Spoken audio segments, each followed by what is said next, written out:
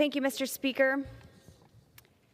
This past Friday, Biden's CDC, formerly known as the Center for Disease Control, but oftenly referred to now as the Center for Democrat Control, announced that it would be ending Title 42.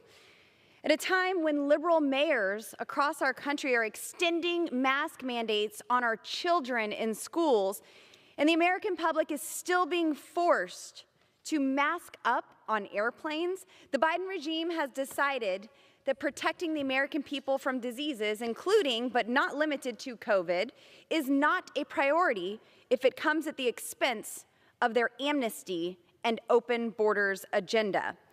Now, it is no coincidence that the Biden regime has decided to drop Title 42, a policy that has been used to prevent communicable diseases from spreading into the homeland via illegal aliens entering our southern border. In fact, more than 2 million illegal aliens have been apprehended at our southern border since Joe Biden took office. And Border Patrol agents estimate another 70% of these illegal immigrants have not been apprehended. They call them gotaways. So in fact, that means nearly 3.5 million illegal aliens have come across our border on Biden's watch. Now, Republicans and Democrats from both the House and Senate have condemned canceling Title 42. Some have called it dangerous, and others have called it frightening. I call it an attack on the safety and security of the American people. And it's been reported that by the time the midterms roll around in November of 2022, nearly 7 million illegal aliens will have crossed the southern border this year. That's larger than the populations of Denver, San Francisco, Atlanta, Washington, D.C., Boston, Seattle, Miami, Las Vegas, New Orleans, Portland, Tampa, and Detroit combined. Can you imagine? We have a product here that's working. We have a policy that is working to deter some people away from the border. But we're going to take just whatever sliver we have that is keeping people out of our country illegally and do away with it. Maybe it's to overrun our system. Maybe it's to create chaos, 8 to 10 years of backlogs, so then the American people have to accept amnesty. I'm not sure exactly what the plan is, but it certainly is intentional. And that's what members of the House Freedom Caucus are here to discuss tonight. I have with me members from the House Freedom Caucus who are going to address what's been going on at the southern border. We have been to the southern border multiple times to see firsthand what is happening, the invasion that is taking place in our country. Unlike the border czar, who has failed to visit the most dangerous parts of our southern border. I think she made a trip to El Paso. And then, of course, the commander-in-chief, who is in command of nothing, he hasn't been there at all. But I would like to recognize the former chairman of the House Freedom Caucus, my good friend, Congressman Andy Biggs from Arizona. I thank you. I thank the gentlelady for recognizing me. I would like to help set the stage here just just for a moment. Imagine, if you will, 100,000 people entering the country illegally and stopped on our border just in the first 2 weeks of March this year. But because of Title 42, which allows the Border Patrol agents to immediately turn people away because of communicable diseases, that's the term used in Title 42, they sent 50,000 of them back away. You don't have to imagine it, because that's true. That's exactly what happened. And if you extrapolate that out, because you can, just looking at from January, February, March of this year, they turned away over 250,000 people under Title 42. Now, when Title 42 goes away on May 23rd, because that's exactly what this administration wants, you will double the amount of people who are coming in through through the apprehension route. So that means we had another record month in March. Those numbers just out. That means that you're going to be sitting on about 300,000 to 400,000 apprehensions that you're going to be releasing right into the United States of America. And what does that do? Everybody in here knows this, because you've been down to the border. I've been down to the border with you. The cartels are in it to make money. And as they see this opening up, more and more people getting freed into the United States, caught and released, what they will do, and what they're already doing, by the way, is they will advertise. The NGOs that we help fund, that the United Nations funds, will advertise. It will be chaos. Chaos on the border, and my prediction is somewhere around 400 to 500,000 people a month coming in, but it actually could be more. A lot of people are talking about the ceiling now being 18,000 people a day when that goes away. I don't think it's going to be 18,000. I think it'll exceed 20,000. If it exceeds 20,000, that's 600,000 a month coming in. That's bigger than the city of Mesa in Arizona, which is Arizona's second largest city. And you know what that means? The last half of this year, the last half of the year alone, you're going to be sitting at, as you said, 4.5 to 5 million people brought into this country illegally. And that's not counting the getaways. And the getaways last year were at least 800,000. It's enormous.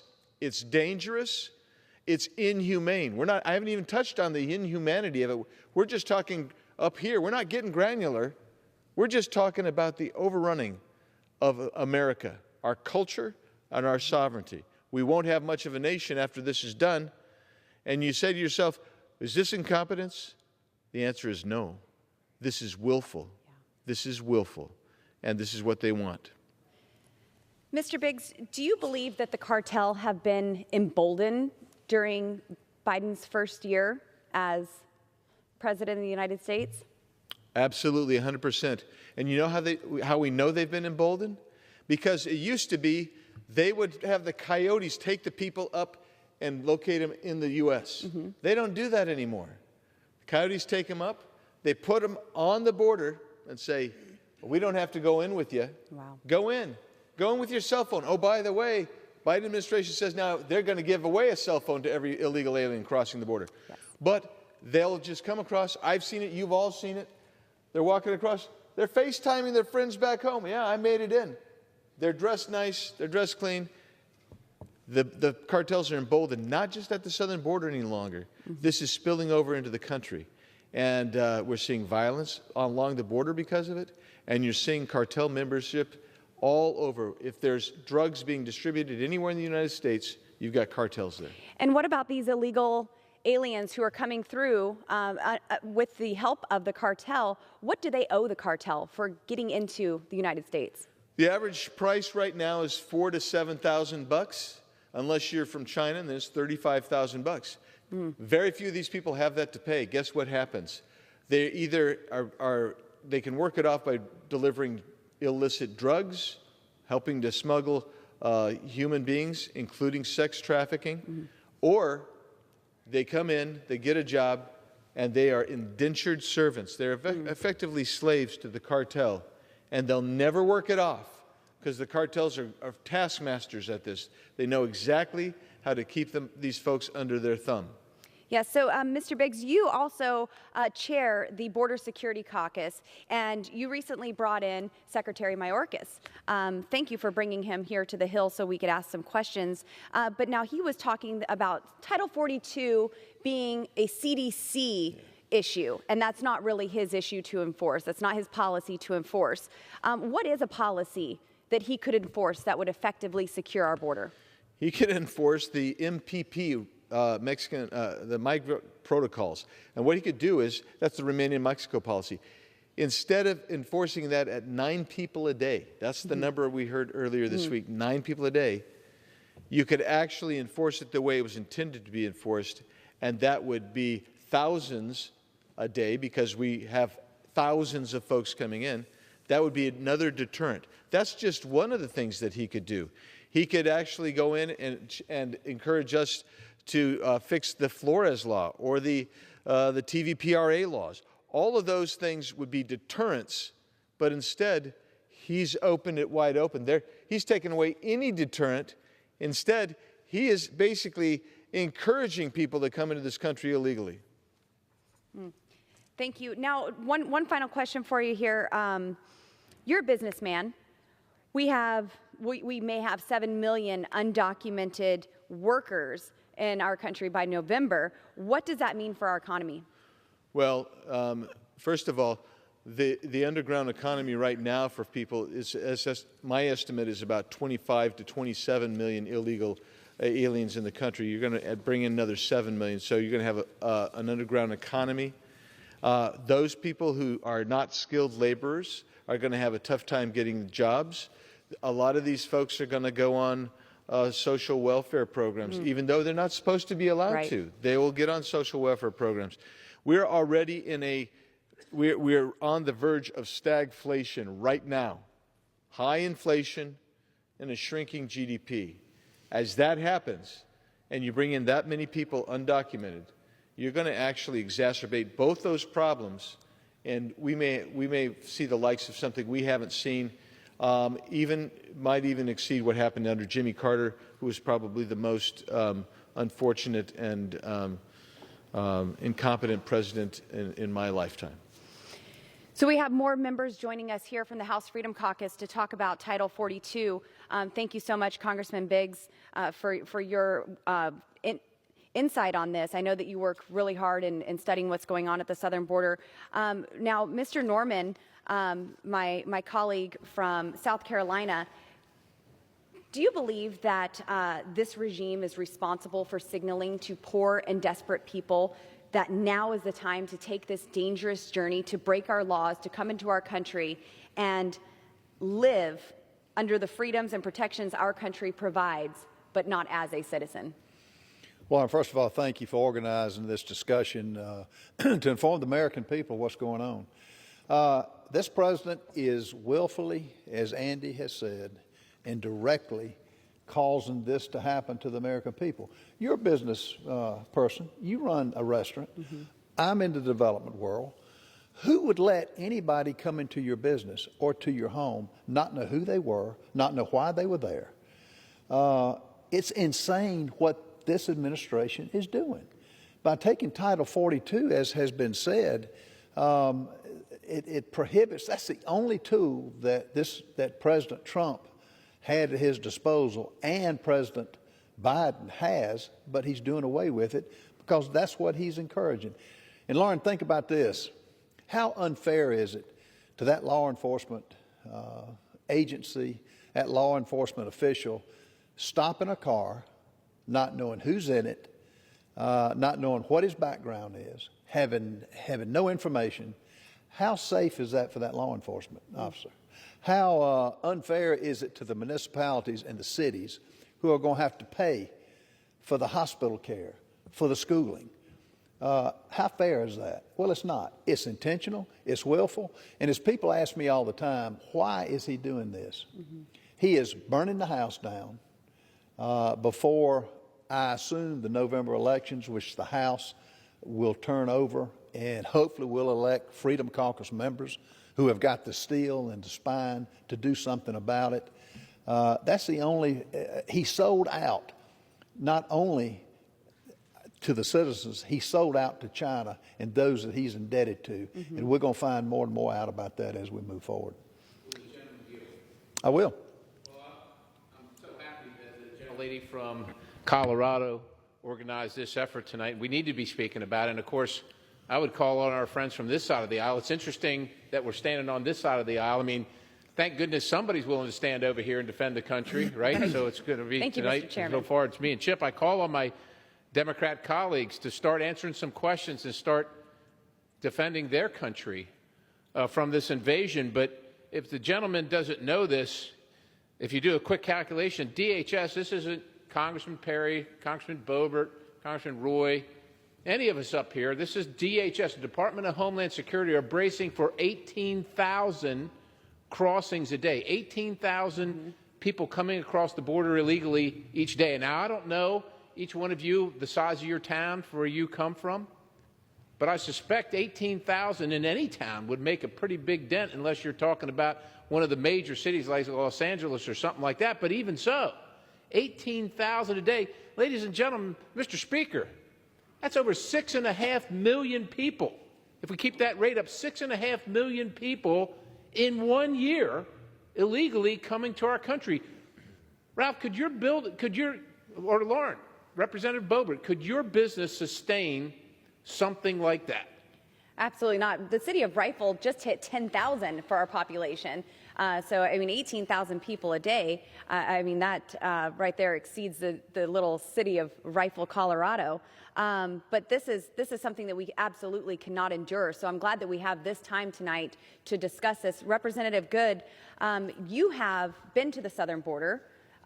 You've talked to Border Patrol agents. Can you tell me what you've seen, what you've heard from Border Patrol agents? Yeah, I've been there 4 times in my first year, the first 14 months here in this Congress. Thank you, Congressman Boebert, and thank you, Congressman Perry. You know, February a year ago was the largest February in terms of illegal border crossings in the history of the country. We had 101,000 cross, some 3,000 a day in February a year ago. We exceeded that by 64% this most recent February. We went from 101,000 to 165,000. Now, it's so bad with what this president has allowed to happen in the last year. 165,000 a month doesn't sound like a really bad month for this president.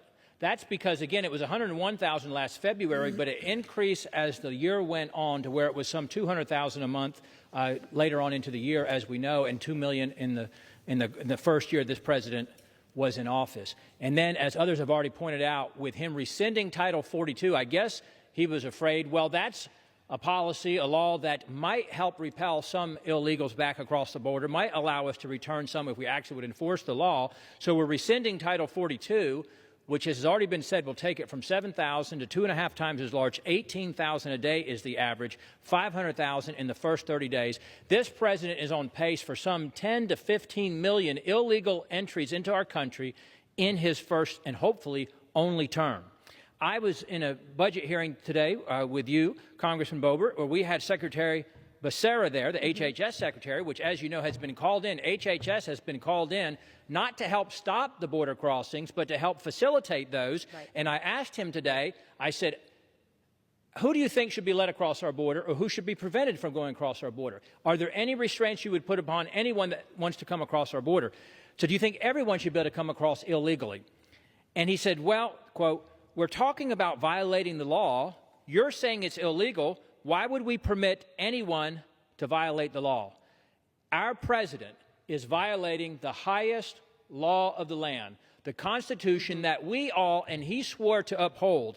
Article 4, Section 4 says the United States shall guarantee to every state in the Union a republican form of government and shall protect them against invasion. As we look to next year, I want to go on record and say some of you are on articles of impeachment with me. Lauren, Congressman Boebert, you've drafted those. How do we declare this the public health emergency that it is, the national security crisis that it is, the health crisis that it is, the social services crisis that it is, the education crisis that it is, and the unlawful process that it is, and not hold this president responsible when we have the House majority, Lord willing, a year from now? How can we not impeach this president?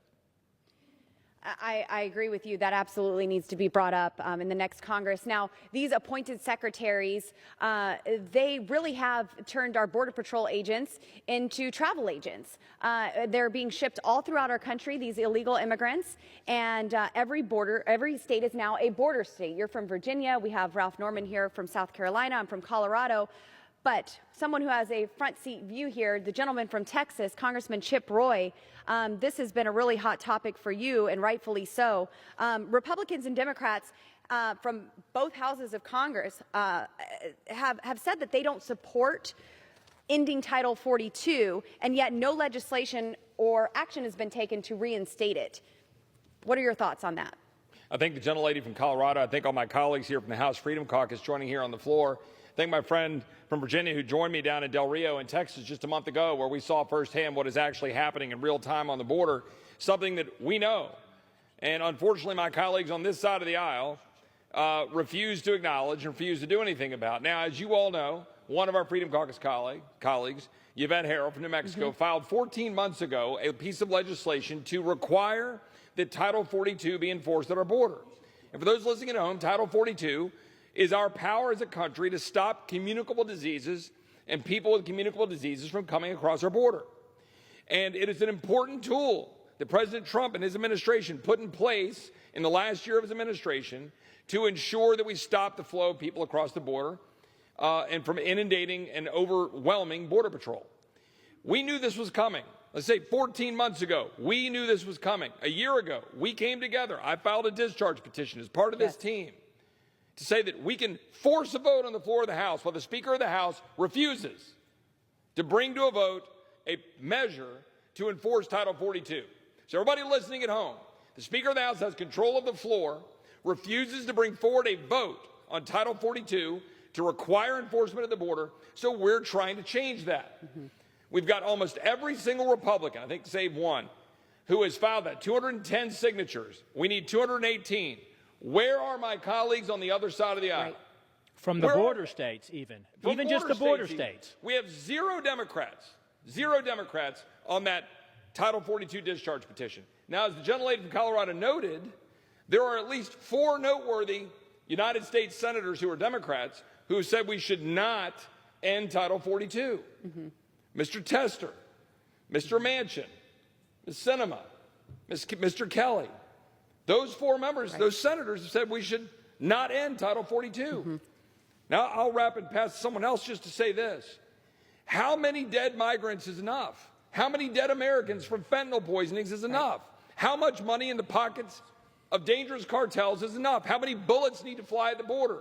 How many homes need to be destroyed? How many cars need to be wrecked? How many DPS agents need to be killed or endangered?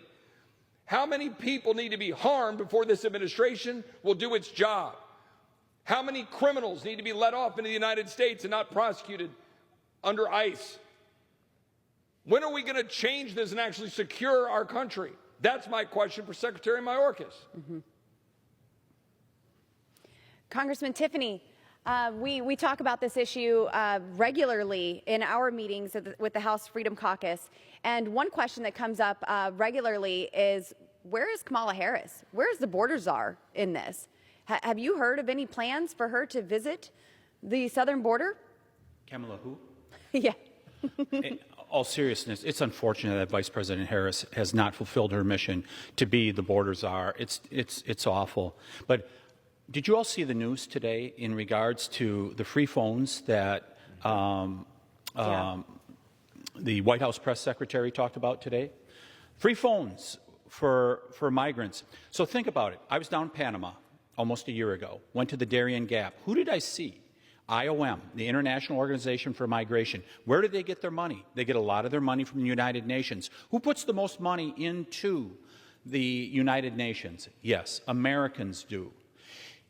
Back home on the farm, what we used to refer to this as, my colleague from Texas just said, how many? How many? I would say to you also, how much? We used to refer to it as eating your seed corn. So Americans pay an international organization to send debit cards for these people to make themselves up the Panama pipeline all the way to the southern border. Then you pay for a bus ride to get them to the airport. Then you pay for an airline ride, Philadelphia, Baltimore, wherever. They're going around the country. Then you pay for the education, the free education they're going to get. You pay for the health care. That's what you Americans are paying for every single day for over 2 million people. And it is about to get worse. And to highlight how it's going to get worse and how obtuse this side of the aisle is, we're sitting in judiciary today, creating another loophole in the Virgin Islands. There's another loophole that's being created for visa waiver privileges, something that we saw in these Mariana Islands that was created about a decade ago under the Obama administration, where they allowed parole for people to be able to come in. Chinese nationals, there was like maybe 8 births that were being done on those islands prior to this change that was quietly made in the law. It accelerated to there was like 600 births of Chinese nationals that happened in the Mariana Islands as a result of that loophole. And if you want to see the reporting on it, the Wall Street Journal did an excellent job. And it was our one of our intelligence agencies in 2017 that really dug into this. And yes, here's this huge loophole, and they want to now create it in the Virgin Islands. That's what we're voting on right tonight in the Judiciary Committee. They want to create another loophole, and they're like, oh, it'll only be a few people. You, the American people, do you believe that? I appreciate my fellow border stater being down here. You hold those Mounties back up there, okay? You just keep them at bay. Every state is a border state, including my state of Wisconsin. Tom, Amen. can I add something to that, what you just said? It's not just the phones. What about the gas cards that's in this latest, the budget that the president had? What about that? And just to put some context to this, Texas, I think, I think you got about 15 to 20 million people. South Carolina has 5.3. That's the number that's going to be coming into this country in the next 4 months if the pace continues. It's a travesty. It's something that Americans, we have got to be aware of and stop. God help us all if they do exactly what you said. And to fund all of this, America's at the breaking point. So if I may extend my point a little bit, think about it. Tonight, we're debating in the Judiciary Committee creating another loophole. It shows how unserious they are, how they do not have the interests of the American people at hand. They want to create another loophole, and this one's in the Virgin Islands, not in the South Pacific. People are going to be able to be funneled in here by the thousands as a result of that loophole. Just another way to bring people into this country to compete against hardworking Americans who have to not only try to make their way up the scale, the economic ladder here in America, but now with inflation, they have to fight that too. Mr. Chairman, we're wrapping up here. 30 seconds. Final thoughts? Final thoughts is that there are Democrats that are decrying this. We could do something about it, and they can do something about it right here in this House. They can walk right down into the well and sign this discharge petition. We don't need all of them. We need 8 of them. Bring the bill up. You don't believe that we ought to continue to try and secure our border with Title 42? Vote against it. But let us have a vote. We're just asking for a vote. Let's see what the vote count is. And then the American people will know who stands with them and who stands for a wide open border, because that's what we're going to have. Sounds so like think a just about that. plan. To the gentlelady from Colorado, we certainly appreciate you putting this together for us and provide the opportunity to come and talk on behalf of our constituents that are very concerned about this. And Mr. Chairman, Mr. Chairman. could lead the way. You could lead the way. Congressman Roy? I would only add that I've seen some reports that there's a number of Democrats in the Senate joining with Republicans in the Senate to try to do something about this. I hope that's true. But my little warning to that is I keep hearing words about, well, let's keep Title 42 in place until we see a plan. All right, I don't want one of these plans full of words, okay? I want the border secure. I want Title 42 enforced. And that ought to be the metric that we're gauging everything by. Solution simple. Complete the wall, end catch and release, reinstate remain in Mexico and Title 42, require E-Verify, take amnesty off the table. Speaker Mervan, we'd love to have you on that petition. Sign the petition. Have the courage to call your congressman. And folks, it's time, as Winston Churchill said, it'll be a time when doing your best isn't good enough. We got to do what's required to close this border. Thank you all, my colleagues from the House Freedom Caucus, for joining me here on the House floor tonight to discuss this issue. And I would encourage all members of Congress, both bodies in the House and Senate, to talk to a Border Patrol agent. Ask them about the policies that they need to secure our southern border. I guarantee you they won't be telling you they need funding or personnel or even infrastructure. They just need the policy to do their job so they could go home feeling like they've accomplished something and protected American citizens. Thank you so much, Mr. Speaker, and I yield back.